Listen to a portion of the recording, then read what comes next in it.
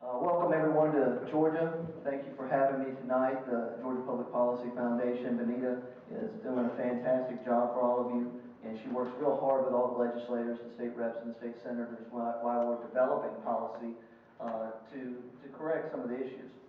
I was going to say how far everyone was and ask who came the farthest, since this is a national conference, but Barbara just happened to sit down next to me, and she's all the way from New Zealand. Can anyone beat that? Oh, I got a hand back there. Yeah, I'm further away than she is. I came from Los Angeles, and that's farther out than everybody.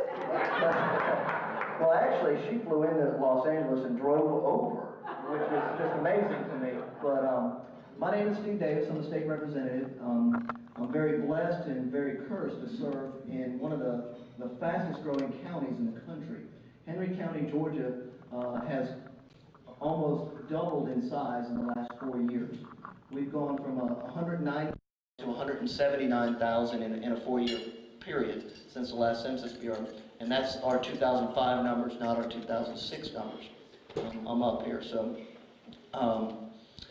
It's been a really exciting and learning experience. We've got a lot of pains and we've got a lot of challenges that we have to address. And I feel like I've really taken the bull by the horns, and I've made a valiant effort.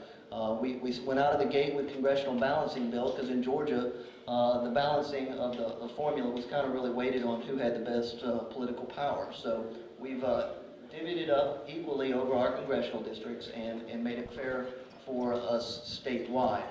Now, this is kind of a vain picture here, but getting the story straight, now I used it as kind of a pun. This is the picture they used in the Horizon section of the AJC on a story they did on me. And I have been,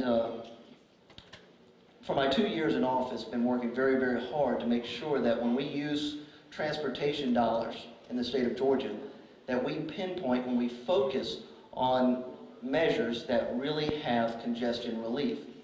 And for that, I've taken some hits. And when I say get the story straight, I wanted to tell you a couple of things. You know, some of the brutal part of politics. You get called names, you get called a road warrior, you get called that you're bought and paid for by the oil companies.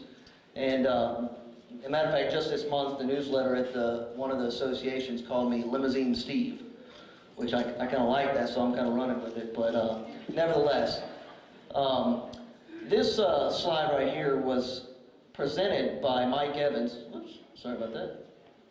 Mike Evans is the chairman of the State Transportation Board, and this is why they called me Limousine Steve. If you see the limousines here, we equated the funds used for a commuter rail project here in Georgia. And I serve on the South Metro side, and they're proposing a Lovejoy commuter rail line. And the money that they're going to spend on this line is projected at $106 million. Now this slide's a little over a year old. It's actually a little bit more than that now. It's $116 million. I know that surprises everyone that the price has gone up. But on the initial outlay money that would be presented for this rail project, that same money invested over a 20-year period, which is the lifespan of the commuter rail project that they're presenting, we could pay for the same amount of money for 20 years of limousine service for those same 1,800 riders, for the same money, not including any of the maintenance and operation costs for the ongoing 20 years. And I think that's really interesting. Or you can double them up and do 4 people in a car and a taxi for 50 years. And you can run with that, and you can play with the numbers and have a lot of fun with it. You know, we've even looked at hybrid cars, buying them all hybrid cars, if air quality and the environment is a big issue with you. But when I did this slideshow, I thought it was going to be a little bit bigger than this, so that you're not going to be able to read this. But basically what this is, when I took office, and I serve on the House Transportation Committee, and obviously it was one of the key issues of mine coming in. But this is a fact sheet that the Georgia Department of Transportation handed out to all the new transportation members. And it was dealing with their intermodal program that they're doing. And the Lovejoy line, I get a lot of flack for the Lovejoy line, saying it's not even in my district. Well, I try to remind them that I serve on the Georgia House of Representatives, which serves all of Georgia. So if there's state funds being used and I vote on the budget, I've got to say so over all the projects that are using state budget. But nevertheless, the Lovejoy line is a very small, man, I've got shaky hands here. Good thing I'm not a surgeon. But Atlanta to Lovejoy is about right there. And it was one part of the first phase of the commuter rail project in Georgia. The other phases were Atlanta to Athens, Atlanta to Sonoya, Atlanta to Bremen, Atlanta to Cartersville and Canton. Now what they did, and though a lot of them will tell you that the money can't be used for anything else and it can't be transferred, it's got to be used for this project. And I fought that for the last 2 years, trying to explain to them that you could transfer the money. And to prove my point, the Lovejoy line was the only feasible one that could remotely be done economically. So they took all of the money off of all the other lines, and they all pulled it on the Lovejoy line.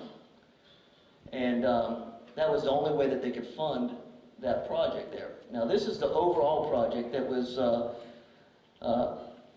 presented last year. And it's a $3.5 billion rail project that will serve less than 1/2 of 1% of the commuters in Georgia. And as Mr. Stansel just went over a lot of the budget crisis that we're going to face and the shortfall in funding, I have an issue with that, and that's why I've gone through the measures that I've gone through. And there's a lot of other things on here, you're not going to be able to read them, but dealing with per passenger miles and the funding that would go along with it. Let me go to the next one. This is one of the first things that I did. This is actually something that I put together, and it's specific to the Lovejoy line. And I'm not going to go through and read all these things, but number 4, right here, talks about the project specifically with Lovejoy, and the equipment that they were going to purchase for this were 40-year-old rail cars that New Jersey was selling for scrap metal. Now they've talked about putting their best foot forward and presenting the best project that could operate effectively and serve the people. Well, 40-year-old rail cars didn't meet the ADA requirements, so that the federal grant money that they were using through the FDA said they couldn't use federal money on any equipment that was not ADA compliant. There's stuff about toll credits that they're using in their budget that's not allowed. It talks about CMAQ money, and that's one of the key things on this thing that I wanted to point out. The CMAQ money is congestion mitigation and air quality money. And it's the most sought after funds in Georgia. It's all federal money. And what they're doing with this project is when they present a budget and there's a shortfall for the year, the local municipalities have to pay whatever the shortfall is. And with that, the Georgia Department of Transportation was using CMAQ to cover the shortfall, which is anywhere from between $3 and $4 million a year just for phase 1 of one of the lines. And my thought was that CMAQ money is available for this project. However, when the project numbers change and the ridership number changes and the cost went up, all these things were adjusting. All they did to show that there wasn't going to be a shortfall was implanted more CMAQ money. So the shortfall previously was $2.3 million, then it was $3.4 million, and then it was $6.1 million. And all they did to show that there was no shortfall was add CMAQ money in its place. So it's just one of the things that I wanted to point out. Now, commuter rail itself, and this is the best slide that I've got, so if you guys can pay real close attention, I am going to read all of these. And this deals with the actual money that's going to be spent on commuter rail in Georgia. Taxpayers have already paid for millions of dollars in consulting for commuter rail project over the last 15 years. They have played and played and played with the numbers, and they tried to make it to where the numbers will work and it'll be cost effective. However, they have yet to be able to do that. The next thing is they've had grant money since 1996 that we've paid over $3 million in interest on a project that's never even been approved. Now, to the project itself, taxpayers will pay for all track improvements, all park and ride lots, all locomotives, all rail passenger cars, all insurance, all right-of-way maintenance. Let's see what else we got here. Signal crossings, marketing, fuel costs. And now we get into the other side of this. Norfolk Southern is the rail provider, and I don't have anything against rail providers. I don't have anything against Norfolk Southern. They're in business. I want them to succeed, and I want them to provide jobs here in Georgia. But this is the deal they're going to get. We're going to use lines that are hardly used because they won't let us use their profitable freight lines, understandably. But we're going to pay Norfolk Southern for the labor to maintain the signals. We're going to pay them to subcontract for their engineers. We're going to pay them for a limited use of their tracks. We're going to pay them 12% of the fare box. And in addition to that, we'll also do a per passenger incentive based on their ridership statistics and how good they do with it. And in the end of the day, my line gets up here. Just for the Lovejoy line, the federal money is $87 million. If it does not go for 20 years and it fails, we will have to pay back the $87 million in federal dollars. What that says to you is if the line does not succeed, we're on the hook for the whole year, or the whole term of 20 years. And by putting us on the hook, it can never fail. No matter what the cost is, we will always put it in for that year to go to the next year because we don't want to be on the hook for $87 million. That's fact. These are some of the things that we need to discuss. Now, with that, I talked about the local municipalities paying the maintenance and operation. The state of Georgia is requiring that they pay sign a 50-year contract to pay any and all shortfalls for commuter rail. They will have no control over any expenditures at all. Now, the most irresponsible thing an elected official can ever do is say that they will pay an unlimited amount of money with absolutely no control over how they're going to spend the money. And that's what this program is presenting. And now this. We spend all these $3.5 million, good, you can look at it, see. $3.5 million, and we never own the rail line. When I talked about the limited time lease of it, we use it for a short period of time in the morning and a short period of time in the afternoon. The rest of the time, Norfolk Southern is free to do what they want with that track. Now, specific to the Lovejoy line, and I know I'm very specific to the Lovejoy, it's the one I'm most focused on, that focuses on my district the most. But on that line, some of it is only rated to 20 and 25 miles an hour. There's only 1 to 2 cars a week used through the Hampton area. And with that said, unlike the McDonough and Stockbridge line that is at capacity and there's no room for it, well, we're going to go through, we're going to improve their rail line for free and rate it to 80 miles an hour and only use it for 4 hours a day. This is corporate welfare, ladies and gentlemen. Basically, what we're going to do, they're going to be running a freight line that's packed out on the McDonough side and running it through Hampton at all times of the night at 60 and 70 miles an hour. Competitive bids. The FTA and the U.S. Department of Transportation require that every new rail project that's using federal funds be bid out. The state of Georgia has yet to bid anything out. Not on the Lovejoy line, not on the Athens line, not on any line. They're simply working exclusive with the owners of the lines that they're looking at. It looks like my clicker is running out of time here. I wanted to talk a little bit on the back side of it, the land use side of it, and the impact of what transit would bring to a community like mine. Typically, zoning on 100 acres would bring 100 units, say in the city of Hampton.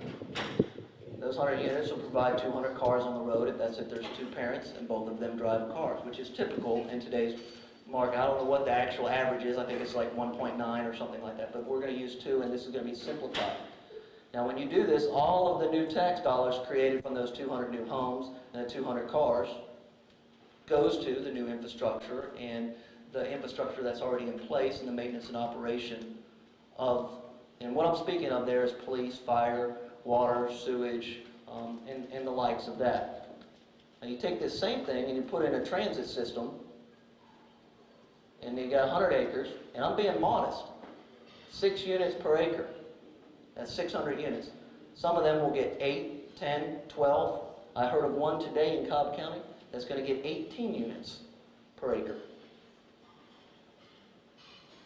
Now, at best, 300 new transit riders, where the statistics really show about 14, in transit created villages, about 14% of the new residents will use the transit exclusive. That's the fact. I didn't make it up. That's through the FTA. About 14%. I'm trying to be real modest with my figures here. The remaining 300 units provide 600 cars on the road, And now, with the transit village, you do a TAD or a CID that will go to pay for the maintenance and operation of the new transit system, all goes to the rail. There's no way to provide for the new police, the fire, the schools, the roads, that is going to be providing or serving. The infrastructure needs are not going to have any funding to provide them. And I'm getting to my slides, and there's the schools, the water, the police, the fire, parks, libraries, electricity. All of these are growing pains that we have. The FTA actually says that with this new growth, that the investments rarely create new growth in this area, but what it really simply does is transfer the growth from another area where it would have gone had there been no investment. And I took that, I believe, I don't know, there's some people here from the Reason Foundation, I took that from your website, and that was a fantastic quote. And but this is the reality of it. We can take all the money that we're going to invest in this rail project and put it in there and do the rail project, and all we're really doing is redistributing where the growth is going to go, because the growth is coming anyways. Henry County specifically grew by almost 9% last year. Our schools are so overcrowded right now without any transit. I mean, we're growing without it. And the economic development that this will bring is high-density developments. Some retail with it, but what its whole mode is to get commuters to downtown, not to the suburbs. So really it's defeating our purpose on this. So I wanted to share that with you. I got a picture. This is a picture of my daughter's school. This is Ashley Davis. She's sitting over there in the corner. This is Eastlake Elementary School. This is not a high school, not a middle school. This is an elementary school. And as you can see, they're still actually putting trailers in. Currently at this school, there's 64 trailers.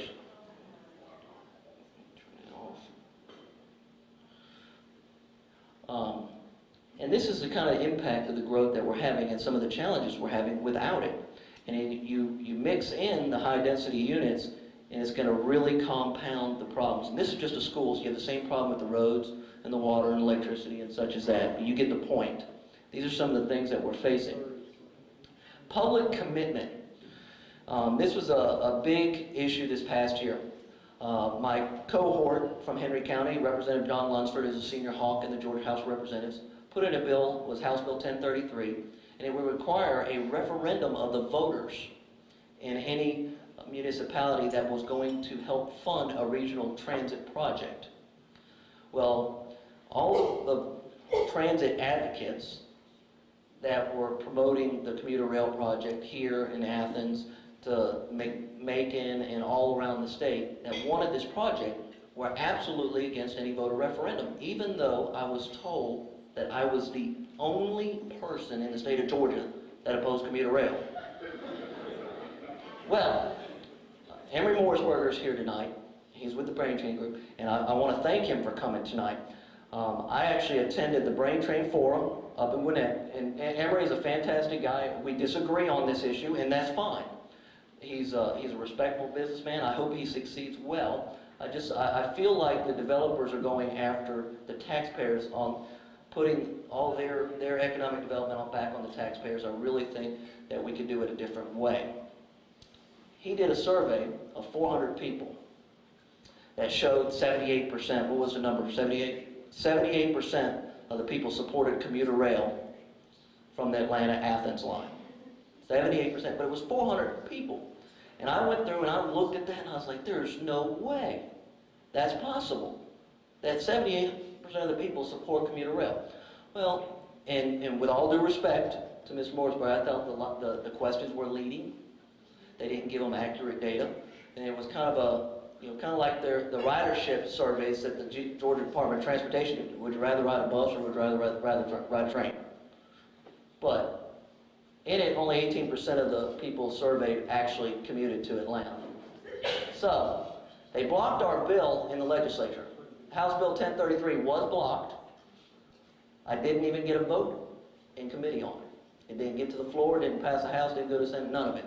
We got nothing. It was not a perfect bill. It actually gave veto power to some of the municipalities along the line, so it needed adjustment. But every bill that we put in, you sit down and you go over it and you hash it out and you correct the issues with the bill. with that done, I didn't get the bill, so what I did is I put a non-binding referendum just in my own district in Henry County. With that, the question was, do you think the voters should be able to vote on any transit projects funded with local funds? Well, guess what the answer was? 84% supported a vote. That's a hint. Impact. I don't want to spend too much time on this. I actually, I thought Mr. Mason was coming tonight. I really haven't looked at the Beltline issue too much, but I kind of peeked at it this week. And we looked at some of the TADs and community infrastructure development districts and such as that. And basically, some of the issues with this, and I know I'm going real specific on you here, but I'll try and get to the end game here. Infrastructure development districts, what they'll do is they straight line the budget. And I'm going to make this simple for you. The City of Atlanta and the Atlanta Public Schools have bought into this CID deal. And say their budget's $100 million. Well, their $100 million budget becomes constant for the next 25 years. It doesn't change no matter what. It's $100 million. Well, while they're doing all this infrastructure improvement, the tax base is going up. And if you can picture this, so you got two sides of this thing, and the bottom is the $100 million part is all yellow. And all the new tax base above it is pink. Well, over the 25 years, they use all this new pink money to do all the new schools and police stations and fire stations and rail and all these different things. Well, my question is, in Henry County, we built 5 new schools last year. We got 5 new schools coming on board this year. If you build, over the next 25 years, new schools and fire stations and police stations with the increased tax revenue, how are you going to pay for the personnel? Your budget is straight-lined at $100 million for 25 years. These are some of the issues and questions that need to really be asked, but I didn't want to spend too much time on that. Taxes, I am a Republican. I believe in less government. I believe in less taxes, and I don't just say it. I try to really legislate that way. I try and reduce funding and try and find things that we can do away with, and that's a big issue dealing with the legislature. Alphabet soup. There's been a lot of these out there, and my secretary actually did this, but I don't know if there really is a soup. But PDF, I think she was playing with me a little bit there, trying to embarrass me. But this is the problem, ladies and gentlemen. This is the problem. You wonder why there's so much bureaucracy, so much red tape, and why it takes 4 years. I've got a project in my district that we started environmental documents almost 4 years ago, and we haven't broke ground. Design build, I didn't hear Mr. Stansel talk about design build, but that was another piece of legislation that we did, and the State Transportation Board is we're trying to find processes that we can expedite our road projects. I don't know how long I've gone. Speed up here. What should we do? You know, I could sit up here and I've talked for about the last 15 or 20 minutes about some of the problems we're facing. But what should we do? Mr. Stansel spoke a lot of these same things. True congestion relief measures. He talked about the congestion task force and the new formula that they're putting in place so that we focus on real congestion relief. Now, with that said, what he didn't say was in the new formulas, none of the commuter rail projects meet the grade. None. Not one. They all come off the list. Teleworking. Staggered work times. And this is a tough issue, but we did this during the Olympics. The City of Atlanta was very fortunate to have the 1996 Olympics, and we staggered work times. And really, the traffic was not bad during the Olympics. This is something that we can do right now. It doesn't cost a dime. Just encourage companies to stagger work times from 6, 7, 8, 9, and so we can improve our traffic flow. Ramp metering, and this is a key. The Atlanta Chamber of Commerce might not like this, but all the suburban Chamber of Commerces will love it. What we need to do is work on putting large work sites outside of the downtown area. That's a novel idea. Instead of having them to drive downtown for their $60,000 and $70,000 a year job, Why don't we bring the headquarters to us so we can live and work and play in our community? And this is something that I've really preached, and I spoke several times with Mr. Morrisberger on this issue. Instead of going to the government and looking for us to help you pay for a project, why don't we go after government's regulations and get them to remove the 10,000 regulations right now on passenger rail in the United States? 10,000. My gosh. Why don't we do away with these regulations and let the free market take over so the rail providers can actually provide passenger rail without government? Traffic flow, intersection improvements, turning lanes, road widening, road improvements, new roads. We don't do enough new roads in Georgia. We do a lot of widening and improvements and resurfacing, but we don't do new. Mr. Stantz talked about HOV, HOT, and TOT lanes. That's some of our alphabet soup. High occupancy toll lanes and truck occupancy toll lanes. Please add 675 and 75 on the south side to that list, please. I didn't hear I mention. New toll roads and new bridges over rail crossings. This is a thing that kind of bothers me when we talk about commuter rail, is that there have been no traffic studies done either on how the increase in train service going across all the existing rail crossings is going to affect the car traffic. There's been no traffic studies done. So if you're running 4 and 5 trains in the morning during rush hour, what's going to happen? You're going to increase the length of the... Oh, they're throwing the flag up on me. Okay. Well, so I'm done. Ladies and gentlemen, I know I get very serious, but thank you for having me. Thank you for being here.